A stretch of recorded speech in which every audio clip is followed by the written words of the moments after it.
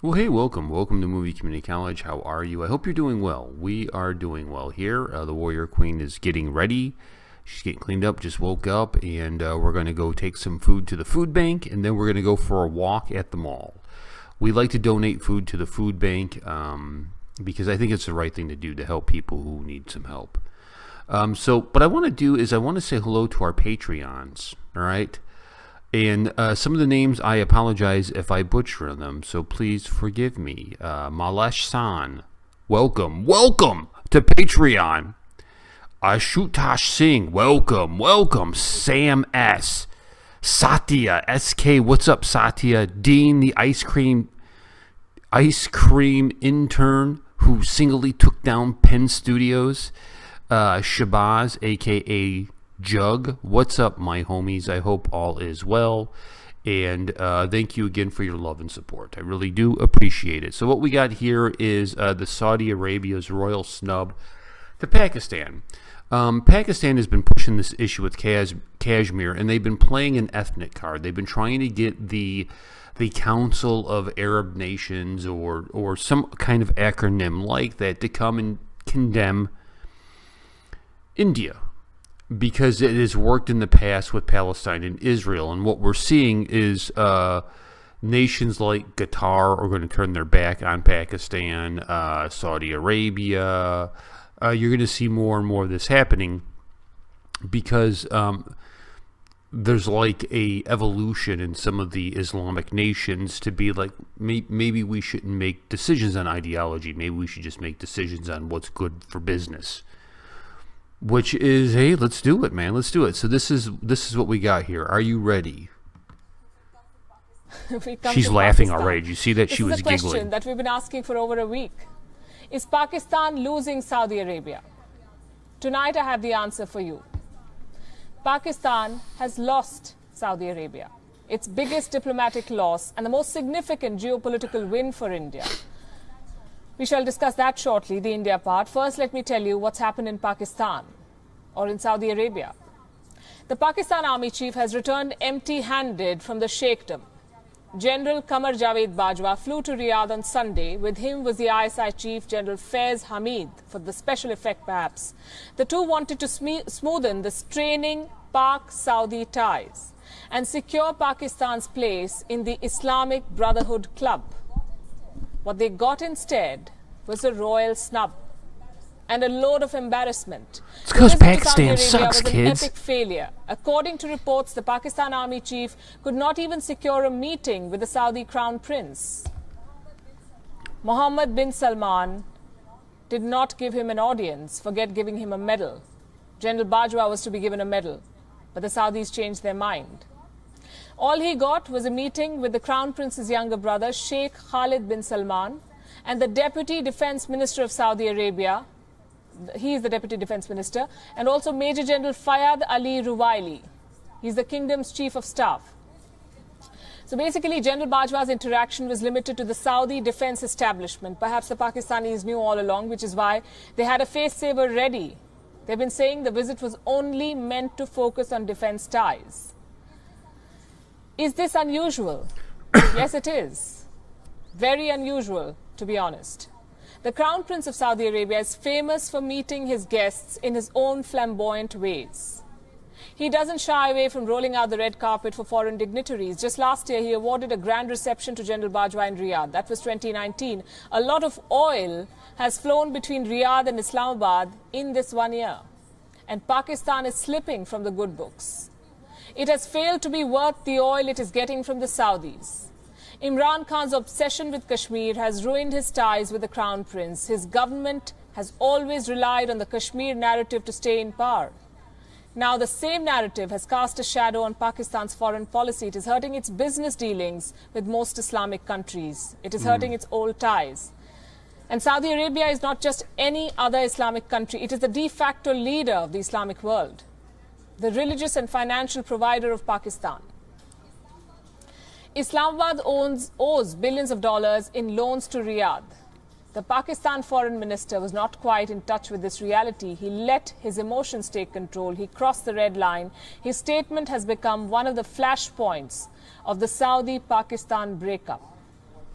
आज ओआईसी को फैसला करना है कि क्या इस पाकिस्तान के हसास, जो एक फाउंडिंग मेंबर के हसास मसले पर वो हमारा साथ देना चाहती है कि नहीं। वक्त आ गया है कि ओआईसी अब जो है वो जिसे कहते हैं ना, ये जो बच बचाओ आंख मचोली से बाहर निकले। सर ये बहुत बड़ी बात। You don't talk like this when you're neck deep in loans. But we don't quite blame Shah Mahmood Qureshi. He rose to power because of such political grandstanding. Well, now he's taken it too far and lost the ground beneath his feet. Yesterday, there were reports that Mr. Foreign Minister was to be sacked. In his frustration, Qureshi slapped the Prime Minister's principal secretary. It was all over the news. Now, with General Bajwa returning empty-handed from Saudi Arabia, Qureshi's position has become untenable. Pakistan's rift with Saudi Arabia is a major setback to them. And part of the credit goes to India. Let me explain. This is the first time in the history of India-Arab ties that they are backing India on Kashmir against Pakistan. Despite Pakistan's best efforts, the Organization of Islamic Countries has refused to censure India. They're honoring the Indian Prime Minister with their highest civilian medals. They're boosting trade ties with India. There's a significant shift. A major geopolitical realignment is taking place in West Asia. The most telling example was seen last week. The normalization of the relations between the UAE and Israel. Remember, India Saudi Arabia will sign a peace treaty with them too. Both these countries. It's in the India Bible. first dehyphenated Israel and Palestine, and now the UAE has followed suit. India is also a close trade and energy partner of Saudi Arabia, the home of more than 180 million Muslims, the second highest population in the world. And I repeat, for the first time in history, Arab nations led by Saudi Arabia are leaning closer to India. And Pakistan stands isolated, seeking.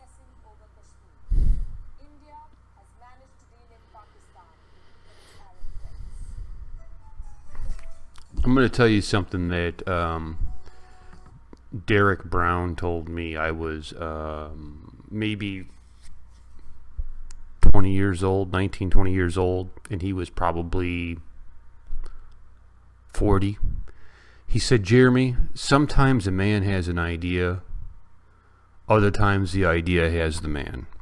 And I think that's what we see with Pakistan and Kashmir.